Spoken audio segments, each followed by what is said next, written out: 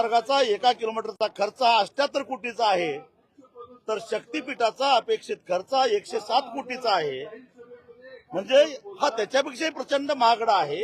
याच्यामध्ये प्रचंड मोठा घोटाळा आहे, भ्रष्टाचार आहे, जवळपास 50,000 कोटी रुपयाचा घोटाळा आहे. आणि म्हणून शक्तीपीठ जनतेच्या इच्छेच्या विरोधात लादणं हा मोहम्मद तुघलकी निर्णय ठरेल.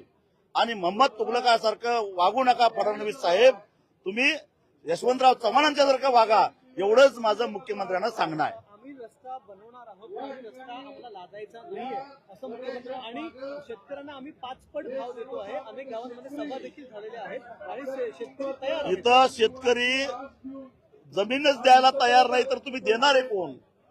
27,000 खातेदारांना तुम्ही भूमिहीन करायला निघालेला आहात आणि ही सगळी पिकाऊ जमीन आहे, उपजाऊ जमीन आहे.